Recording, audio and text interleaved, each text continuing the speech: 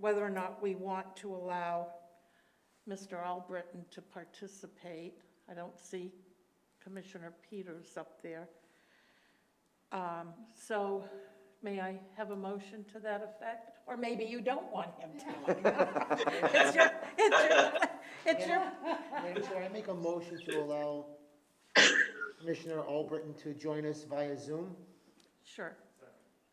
It has been moved and seconded. All those in favor, please say aye. Aye. Aye. Okay, so, and I'm trying to see, oh, that's Rachel down there? There you are. That's pretty bad when I can't see to the end of the room. I can see you, but I can't quite make out, especially with the mask on.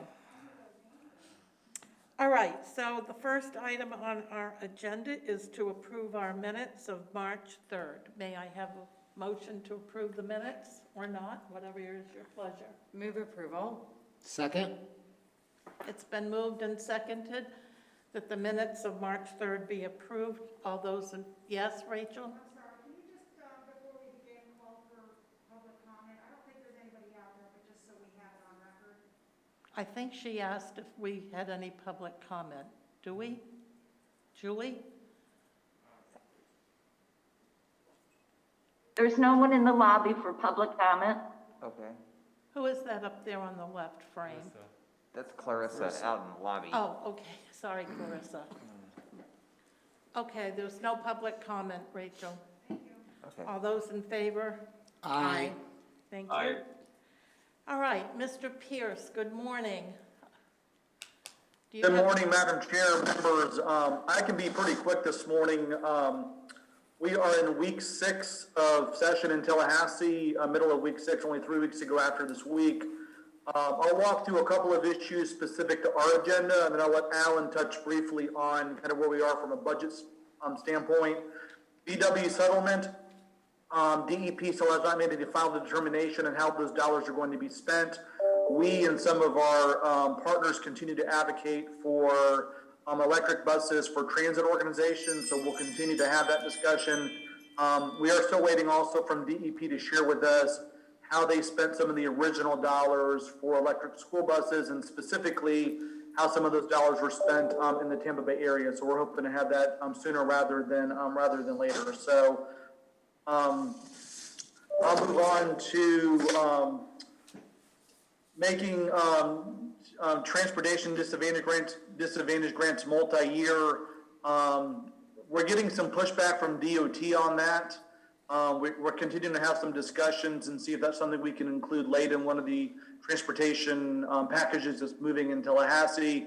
I've shared some of their concerns with Brad and Cassandra, and I think we've kind of gone back and forth with staff and DOT on a couple of issues, and we'll continue to do that. One of the things we're trying to do is get more flexibility from DOT on local match and CIS funding. The good news is Senator Hooper offered an amendment in the implementing bill last week that will require local matches of 50% or less on public transit block grants. That's good news for us, the or less there. It would be for 1 year, obviously, but we're happy with that being included in the implementing bill. And we need to thank Senator Hooper for that. It's not in the House at this point in time, but it puts us in a really good position with the, going into conference with the House to have that discussion. So, getting letters of support.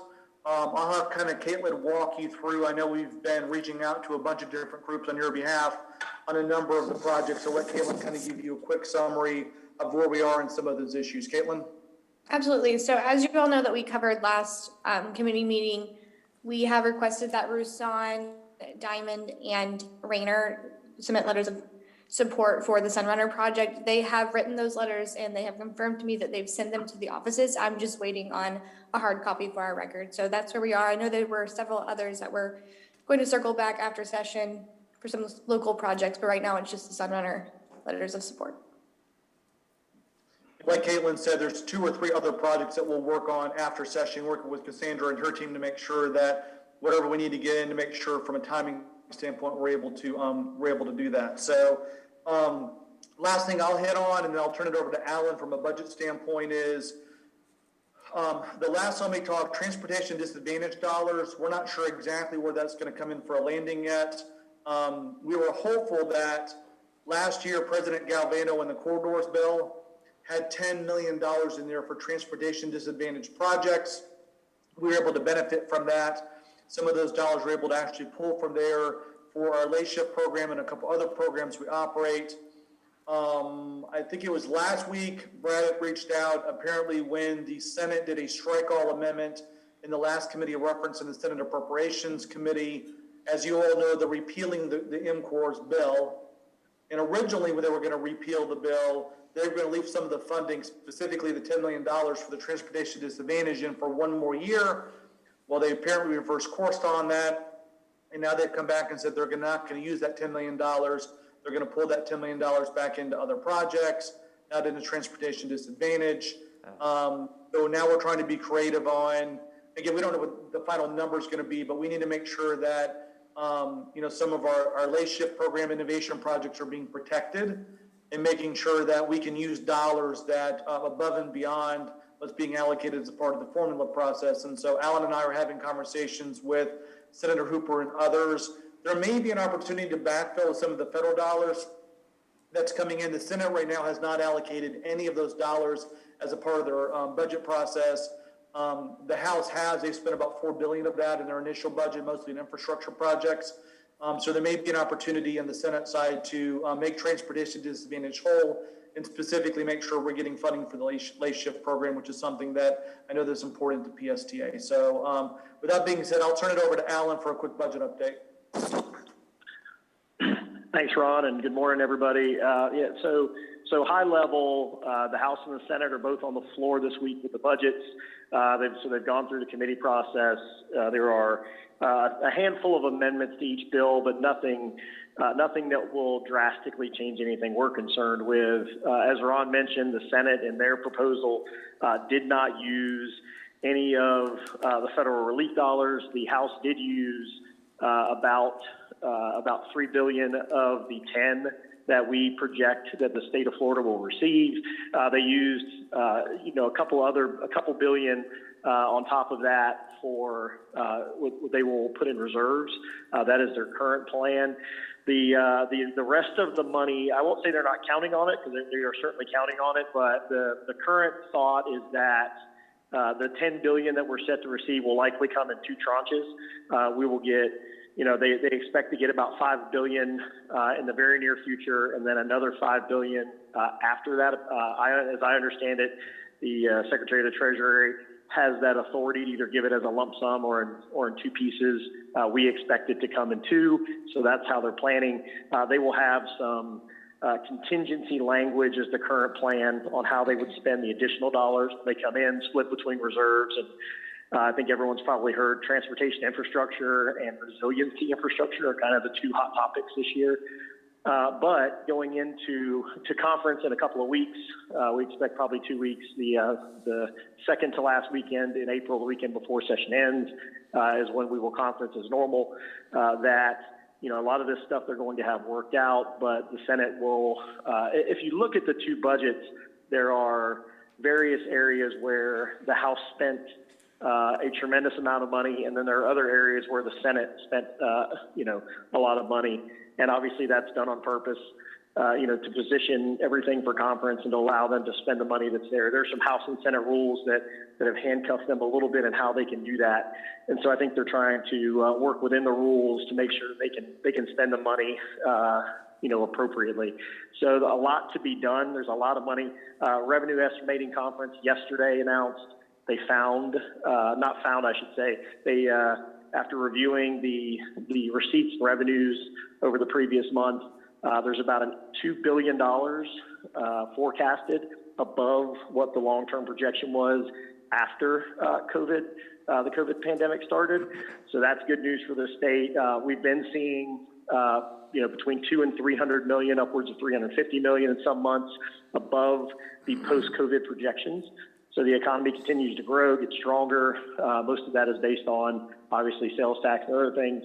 The out-of-state sales tax has come into play on, you've probably all heard, on the unemployment trust, the unemployment tax trust fund. They're going to focus most of that there, which relieves the budget in other areas. They won't have to pull from the budget to refill that trust fund, and won't raise taxes on those employers who pay into it. So that's provided some relief to the budget. So all that to say, I think the next 2 weeks, there's a tremendous amount of money coming into the state, and there are a lot of conversations about where it's going to be spent. I think that the infrastructure projects will remain the focus.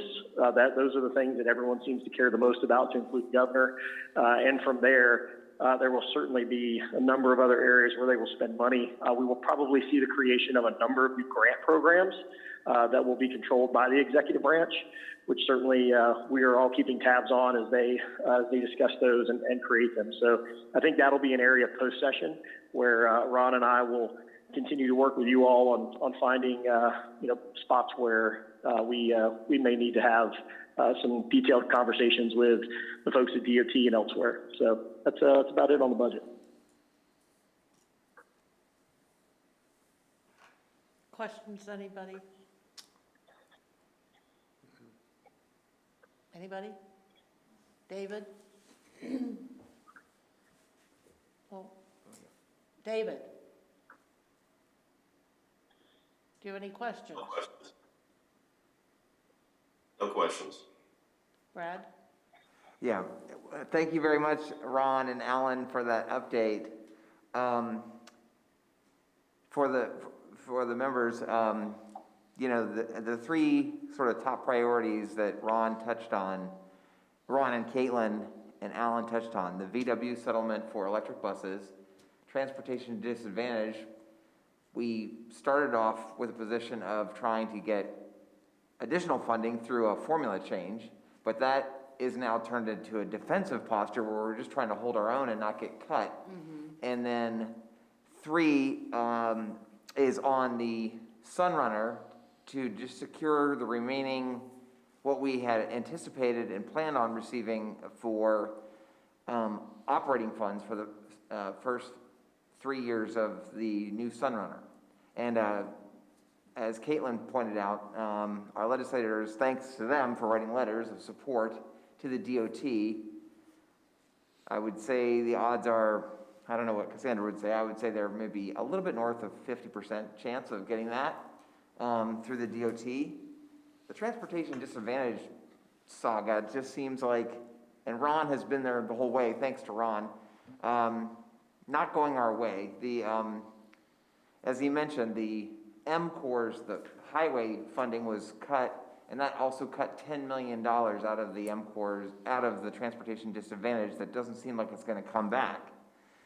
So the State Transit Association, we identified that due to COVID, $10 million statewide of the transportation disadvantage grants for supporting our riders, et cetera, all across the state was not going to be spent. So we suggested a compromise. Well, could we just use that $10 million left over from this year to fund what MCORS was going to fund? And the executive director of the Commission for Transportation Disadvantaged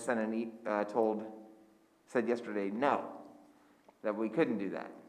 So we'll just have to see. He did say that he was going to try. I don't know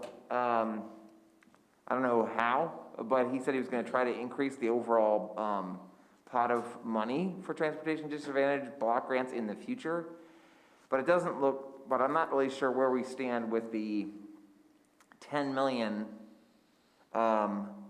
losing the 10 million and how that's going to impact us.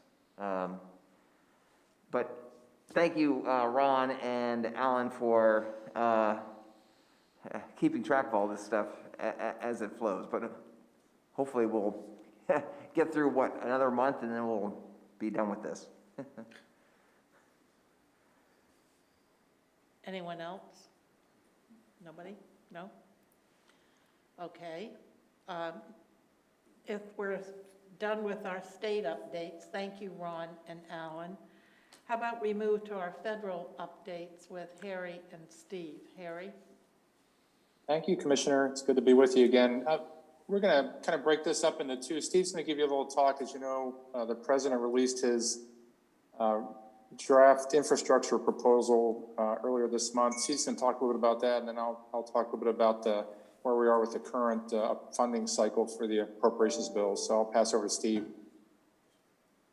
So, Commissioner and members of the board, the President did unveil his American Jobs Act, which is a $2.25 trillion infrastructure proposal. Included in that is about $615 billion for transportation. The rest is various forms of infrastructure as well as other programs. It's the unknown in all of this, with the surface transportation reauthorization having to be done this year, is how will the two bills how do they relate to each other? We know that the FAST Act has to be reauthorized by the end of this fiscal year, by September 30th. And I'll come back to that in a moment. But what we don't know is whether or not that will be combined with the Biden's proposal for an infrastructure bill. The reason I say that is, and the reason I believe it's unlikely the two will be combined, is the surface transportation reauthorization bill is expected to include earmarks. And as we learned with the American Rescue Plan, earmarks cannot be included in a budget reconciliation bill. So I think I believe the two will move on separate tracks. So a little bit more about surface transportation reauthorization then. We know that yesterday Chairman Peter DeFazio said that he would like to mark that bill up, the reauthorization bill, the third week of May. So he would like to have it out of the committee the third week of May. Speaker Pelosi has said she'd like to have it on the floor in early July, possibly with, it's the same sort of timeline as the infrastructure bill. As I mentioned, earmarks are a part of that. The way they've structured this again, this is the surface transportation bill only, that each member can request up to as many earmarks as they want. All projects have to be on the tip or the STIP. And each member will then be able to prioritize up to 5 projects. They can expect then at the end of the process, if the earmarks are sustained through the entire legislative process, each member can expect to receive about $15 to $20 million that they could then allocate among the projects that he or she have been advocating for. So the size of earmarks are going to be relatively small, but in the range of, say, $5 million. If you just do simple $4 to $5 million, simple math. They could be bigger, they could be smaller. Because each member could decide to put all the money on one project or spread them out. The committee has scheduled a member day hearing the 14th next week, so that members can go in and talk about those projects or other priorities they have in the bill, if there are programmatic issues that they want to advocate for. And as I said, that the goal is to have the committee start their consideration of the bill the third week of May. The Senate committee that handles transit is the Banking, Housing, and Urban Affairs Committee, and it's not public yet, but they're scheduling their first hearing on transit issues next Thursday, the 15th. I guess that's next Friday, the 15th. That they would they're bringing in a couple of transit agencies to testify and talk about their needs and what's worked on the FAST Act and what hasn't. Again, it's too early to tell how the infrastructure bill will be treated. If Congress is willing to go along with tax increases, then they might take and the Republicans do not want to join in, then Democratic leadership may take the route of trying to pass it through the expedited budget reconciliation process, as they did with the rescue plan, which only requires 51 votes. All of that is to be determined. We do know that the surface transportation bill is beginning to move ahead. And with that, I'll turn it back to Harry and happy to answer your questions afterwards. Thanks, Steve. So on the annual funding front, President Biden has still not submitted a budget to the Congress. That typically comes the first week in February. Usually a new administration gets some leeway, but this is actually getting pretty late. They were supposed to submit, the administration, what they call a skinny budget last week, which would be part of the broad outlines of a budget plan by category, but with no real detail. That didn't happen.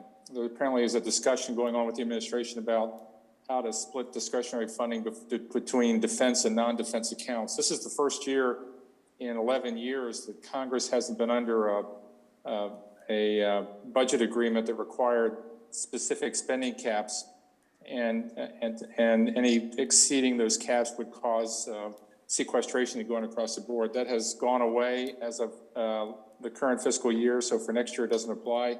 And there's no automatic split between defense and non-defense spending. So that's created a problem with the administration trying to figure out how they want to divide up the funding. So the longer that this gets pushed out, the more difficult it becomes to get the appropriations process started on time, and that's where you see some of your annual funding. But the Speaker of the House and the Majority Leader of the House continue to say they want to try and get all their appropriations bills done before August. It's going to be very difficult to do. Along those lines, we've talked in previous meetings, the House has reconstituted the Congressional Earmark Spending Program, calling it community funding funded programs, our projects this year. We're working with Brad and your team to identify some good projects that we can submit to your congressional delegation for potential funding there. We're also have been talking to Brad about this. Steve mentioned in the infrastructure bill, potential earmark project for PST, and then we're continuing to work through that process.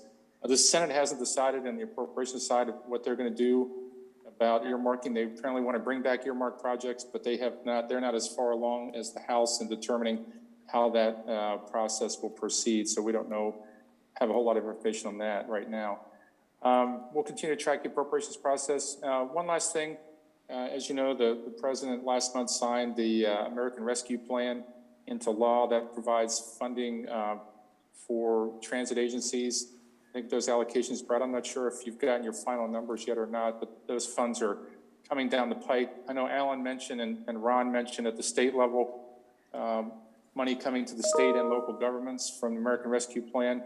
The Department of Treasury is in the process of developing guidance documents on how that money can be used. We were expecting that sooner rather than later, but on a call yesterday with the White House, they indicated it may be several more weeks until they make some final determinations on guidance for state and local governments on how to use that money, which is presenting problems for states and local governments on working on their budgets for next year. So we'll continue to watch that. I don't think that really impacts you, Brad. At the PSTA, your money comes by formula, but some of the other money that's flowing to the state and local governments could impact you, and we'll continue to monitor that for you. Commissioner, happy to answer any questions you might have. All right. Any questions, anyone? No? Do you have a question, Brad? Oh, no. I have a question for Steve. I thought you talked, Steve, about reauthorizing the gas tax. And I specifically recall in our conversation with Secretary Buttigieg's office that they had no intention of relying on gas tax revenue. Did I misunderstand that? No, you're correct, Commissioner. What I was talking about was reauthorizing the spending programs. They will, in fact, extend current federal gas tax levels at 18.4% per gallon. They're not going to support an increase in the gas tax, though.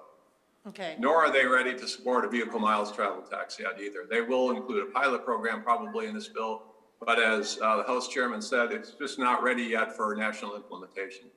Okay, thank you so much. Hey, Commissioner, on that point, Steve, you might want to elaborate.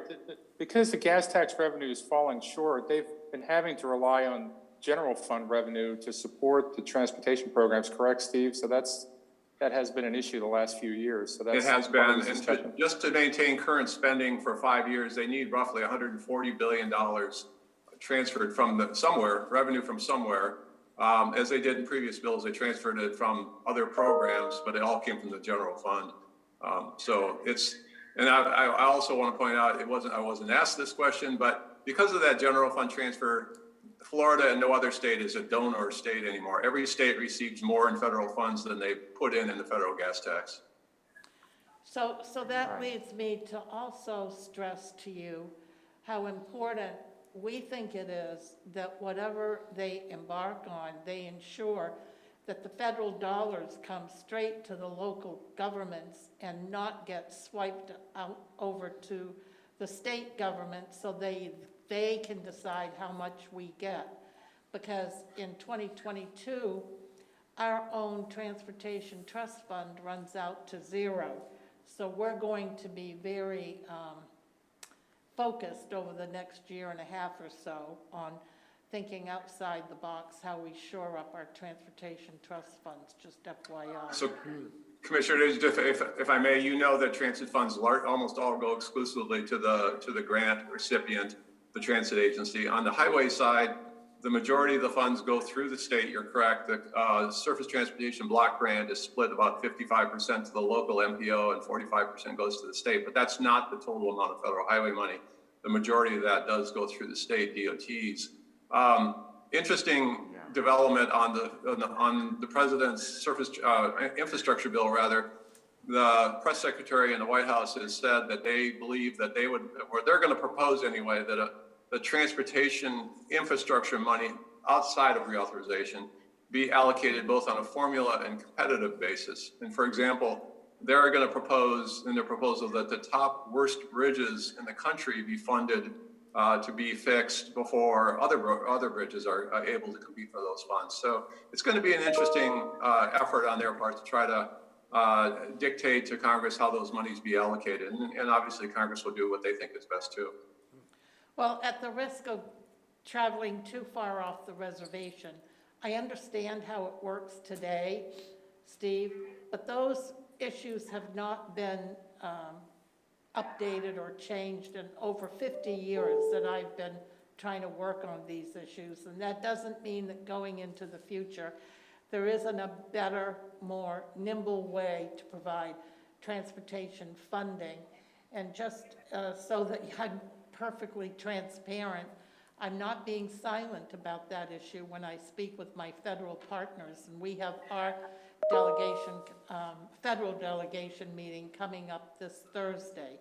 So that's a big issue to me, both at the state level and the federal level, the way in which we provide funds to get our actual projects done. It isn't lost on the two of you that for our Sunrunner line, we worked on that for over 6 years before we got that money. And in 6 years' time, the way the world is running today, the whole damn world is a different place. So, do you know what I mean? Like, it's just antiquated, and maybe it's time to rethink how we fund these necessary needs for our citizens. Okay, I'll get off my soapbox. Anybody else have any comments with regard to any of this? David? Yes. Yeah, Harry. The Bill Grant opportunity, is that application going to be pushed, do you think, into May or June, or do you think it'll still come out at the end of April? So by law, the Congress requires the Department of Transportation to release the notice of funding opportunity for the Bill Grant by April 26th. So expect to see that notice come out in the next 2 weeks.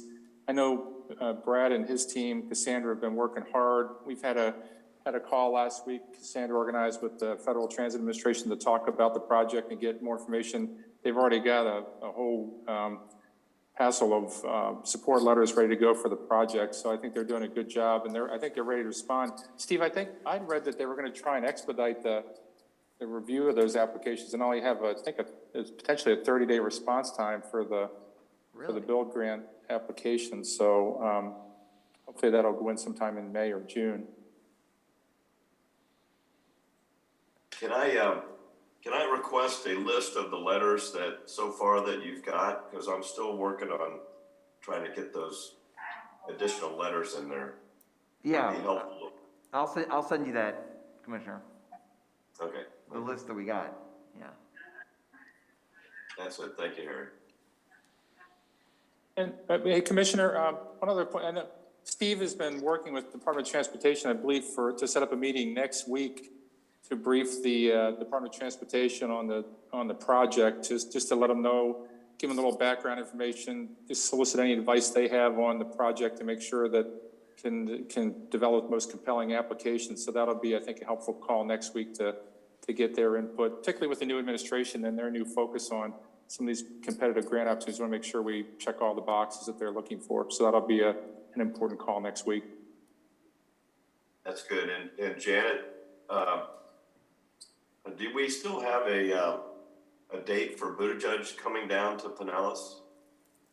Yes, we're still working on that. Thank you for reminding me, David, because I wanted to make sure Stephen, well, I know they are because they've been on the calls with me, but Doyle is working on that as we speak. And while we are working hand in glove with the Florida Association of Counties, because it'll be a statewide listening opportunity, we don't have all those details worked out yet, but not to worry. I certainly won't be quiet when I finally get it all worked out. You'll know, right? Right, thank you. Okay. Is that it for the federal legislation? And now are we ready to talk about waterborne transportation? Brad? Yes, I think so. Okay. Brad, you're. Okay, thank you. As Commissioner Albritton and Commissioner Long know, as members of the Forward Pinellas Waterborne Committee, the committee met last week, and Cassandra gave a detailed presentation on all of the work that we've been doing to kind of map out the sort of the technical details to the first area of our partnership, which would be in Clearwater, with the Clearwater Ferry. And then we've also had some discussions about the route between Clearwater and Dunedin. The whole waterborne transportation plan, which the Ford Pinellas indicated they would try to have completed by this coming summer, would also include Madeira or south, sort of the south beaches of Pinellas, and also the Crossberry Ferry from St. Petersburg to Tampa, and look at ways in which we might be able to secure funding. We are in the process of applying for a bunch of different grants for the ferry, but I don't want to steal Cassandra's thunder. She's going to be actually asking you for an action item to recommend approval of an agreement to do some of this design work. Cassandra, take it away. So I think, Julie, if you'll pull up a presentation. I know Commissioner Long and Councilman Albritton have seen a longer presentation about what the work that we've done for this project to date. But I just wanted to give a quick update for the rest of the committee as to where we are. This is all in preparation for our application to the FTA Passenger Ferry Grant Program, which is a capital program, as well as to the Florida Department of Transportation for a service development grant for the operating side. Next slide, please. So there's 3 areas that we are taking a look at. One is the infrastructure on the docks, new vessel acquisition, as well as the service development. Next slide. We've done some initial work with AECOM, working with the Clearwater Marina and their director there, and the marina update that they're undertaking. They're looking at a design build marina redevelopment starting in construction in fiscal year 23. And as part of that, we would like to bring some federal dollars to the table to include some docks for the ferry service. This would allow an upgrade from the current docks that are being provided, and have more nicer waiting areas for folks, as well as have a longer useful life. The cost for those docks so far with the early engineering is $750,000 to $1 million. Next slide, please. We've also been looking at new vessels and what those vessels might look like. We are very specifically looking at hybrid electric propulsion for these vessels. I think that is critical for us to walk into the grant season and this grant opportunity with something that is more sustainable than your conventional diesel propulsion systems. In fact, I would not recommend going after conventional diesel under the current administration under this grant program. So we have taken a very high level look at what those vessels would cost, understanding that these have a very long useful life of 25 years or more. And so they are definitely commercial grade and designed to do the heavy duty lifting of this kind of ferry service. Next slide, please. So in those two capital investigations, we found that there are some things that we are missing in our analysis that we would like to advance with a naval architect. And so we have begun a partnership with a naval architect and a propulsion manufacturer to look at what kinds of benefits we could get from using a hybrid electric technology, and to further refine what those costs might be for the vessels, because we do want to be as accurate as possible walking into the grant so that we're asking for the right amount of money. We've spent about $50,000 so far on the design of the docks, but in order to look at the vessels a little more closely, we'd like we have a recommendation to this committee and then to the board to use a little bit more money to look at refining those designs, refining the costs, and I think this will help us with our grant application. Next slide, please. And so we are bringing this to you because it is a total request of over $100,000, which is the authorization of the CEO. And so this is not to say that the other task work orders will come to this amount of $135,000, but it gives us some cushion in order to do additional concept design phase engineering so that we can have a very good cost estimate walking into the grant season. So again, I'm requesting a recommendation from this committee to approve future task work orders to AECOM and their subs to further define this phase one concept design at a cost not to exceed $135,000, inclusive of the money we've already spent. I know that was much shorter than I did it last time. I know you would have preferred it to be shorter last time, but that's what I've got for you now, Commissioner. Well, except that one slide that you had with all the circles on it, I don't have that. Yes. I don't have that in my presentation. Yeah, it's blank. What? It's blank. It's blank. Well, can we go back to that, Julie? Why don't we look at that slide and go over what are some things that we've already started to work on, and then what are the things that we've left undone? I think that will help the conversation. Well, I can't see Okay. it from here. Yeah, it's kind of hard to see. I mean, I can't Sandra. read it, which is why I was hoping it would be on here, but the chart, the writing, it looks like the writing is here, but the chart is the missing. the graphic is missing from the slide on Okay. our iPads. iPads. Can you see the bullets to the side, because it's a reiteration and even more Yes. detail? Okay, Yeah. so I think the graphic aside, I think the bullets tell you the information that you need to know. We have looked at the infrastructure, the dock side cost, and internally we've done the operating scenarios and the operating cost. But we are looking for additional detail on the vessel features, the commercial grade characteristics, details about the type of propulsion system and the midlife overhaul schedules, and as well as looking at, once we determine what those characteristics of the vessels would be, is beginning to quantify the benefits that we would achieve in terms of cost and reduced maintenance, and also the benefit to the environment through reduced emissions of using a hybrid electric propulsion system. And so the additional dollars that we would like to have authorized for this use would be to look at those points under the more detailed section.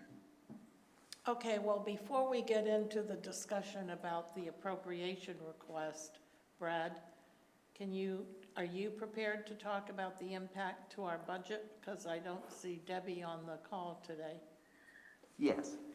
So as Cassandra noted, the $135,000 authorization for AECom includes about, I think, $50,000 of work that they've already done, that led to those designs of the docks.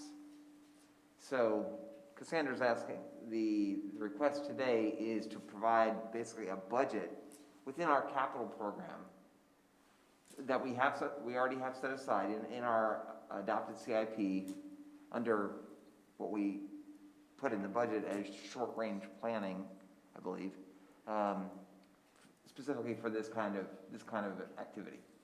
So we have the money is what I. We do have the money, yes. Okay. Yes, ma'am. These are monies that are allocated to my department every year for this type of work.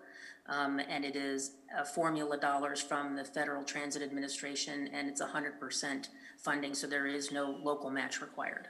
Yeah. There is no local match required, is that what you said? For this money to be used on this phase of planning work, that is correct. Okay. Are there any questions from the rest of the members? I have a couple.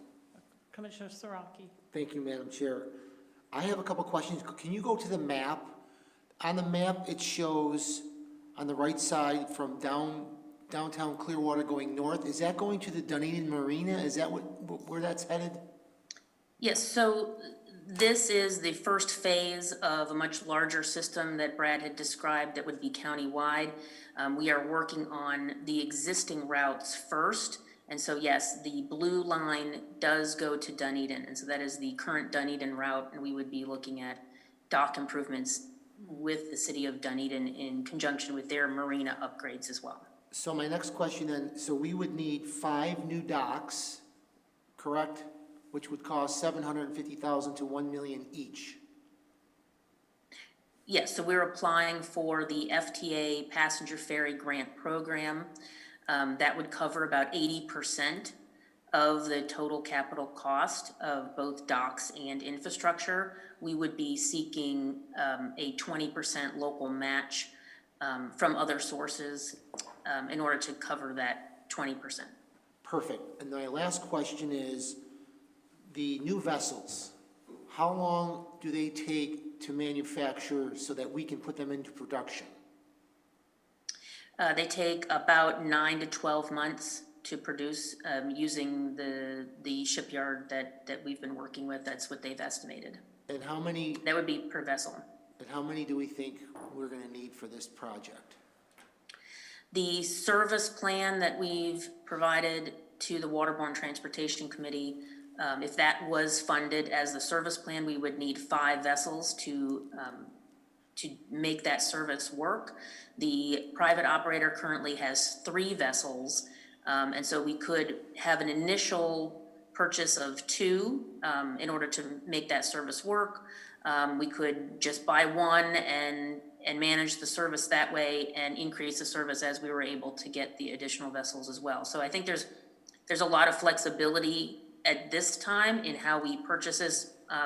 Over the next year, I'd like to look at those kinds of issues as we move from the grant side in order to implementation side.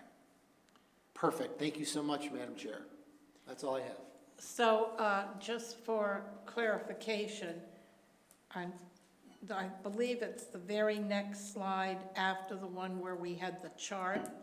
Take a look, blow up that picture of what this ferry would look like. Is that not just a gorgeous marketing, advertising, PR piece for PSTA? It's just beautiful. And I just think it's such a wow factor in terms of our colors and the sleekness and the cleanliness of it and how it just pops. And I just can't wait till we get it on the water. It shows you where we're headed. The PSTA is actually headed with that picture of that vessel. It shows you where we're headed with electric vehicles and. It speaks to the future. It really does. It's very, yeah. Does this vessel, does it fit underneath the bridges without them having to go to open up? Yes, you can see right there how it manages to go. Well, that's just a picture of a project, I think it would be great, maybe, I will send the full presentation to Rachel and she can send it out to you, but we very specifically ask our vessel partners to look at certain characteristics, including making sure that we had the vertical clearance of 14 feet with the high water line in order to make it under the bridge. And so we would have interoperability of these vessels across all of the lines, current and future. Okay, thank you. Perfect. Any further questions from the members? David, do you have any questions? David? Yes. Yes, you're recognized.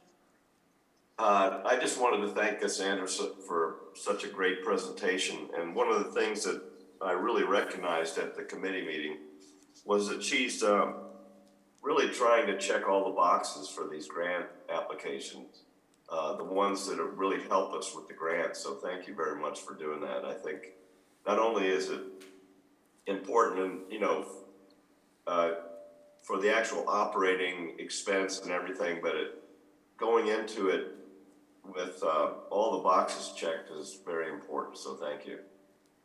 Thank you for that. All right. Anyone else? Anybody? I'll just point out to you, Chair, and to Commissioner Albritton, that I had a good conversation yesterday with Mayor Hibbert from Clearwater and briefed him on the Waterborne Transportation Committee meeting, and he was very positive as well about this. He was also very positive, and we talked a lot about the Clearwater Intermodal Station, so don't worry about that. Yeah, but and he's supportive of that too. But he was really supportive of this ferry, this ferry partnership. Excellent. All right. Anything else for the good of the order? If there's nothing else, then I will adjourn the legislative committee and we will meet. Excuse me. What? Oh, do we have any? Oh, what? This yes? requires an action. This is an action item that I would like the committee to recommend that and authorize the expenditure under my budget for $135,000 total. Okay, well, it would have been nice had that been on the agenda that way, but on the agenda it says it's information. Yeah. But because it doesn't say action item, are we still good to go ahead and vote on that? Because it hasn't been advertised that way, because, As long as you call again for public comment, although there's nobody there, but, yeah. I don't know, that sounds a little iffy to me, Well, but the committee is just simply recommending it to the full board. I'm good with that. Are we in a posture to make the recommendation to the full board?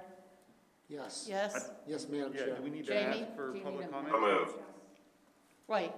There's nobody out there. Do you need a motion? I think you just go ahead and say it. Yeah, it's a formality. Vu, is there anybody outside, please? Thank you. It's not showing on the screen. Just a- Thank you. Anyone on the phone? Julie? Okay, Nobody on the phone, thank you.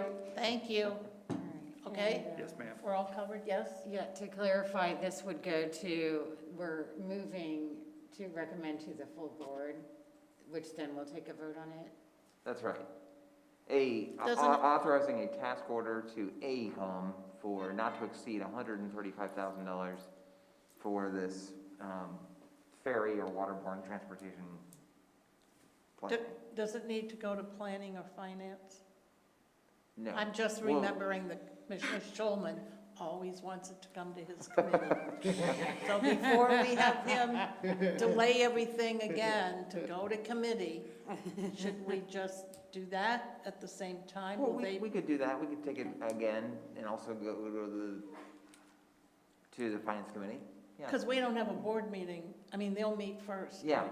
yeah. So how So that- about I we, think that sounds right. how about we do that to all of Okay. them, and then that way we're covered when we get to the board meeting, no ifs, ands, or buts. Is that all Love that right? idea. Yeah. Fantastic. Good idea. Is that all right? Okay, go forth and, Prosper. yes, thank you. Make it happen, Cassandra. Okay, we'll take this action item to the finance committee. Thank you very much. You're welcome. I think we should take it to the planning so Commissioner Albritton can vote on it there. There you go. Okay, we'll take it to the planning committee. Take it to whatever Yeah. committee you want. Is that okay, All the David? You committees. good with that? David? Yeah, Yeah. yeah. All right, if there's no other business, then we will adjourn, and the executive committee meets at 11 o'clock? Yeah. 10. 10 o'clock. 10, oh, I'm 10 ahead of minutes. myself. All right, we're good. Thank you, everybody. Thank you. Bye-bye. Thank you. Bye, goodbye, everybody, goodbye, Harry, goodbye, Steve, goodbye, Ron. Bye. Goodbye, I David. will, listen, we don't. Okay, that was a good meeting. Well, Tuesday, do we have email? Oh.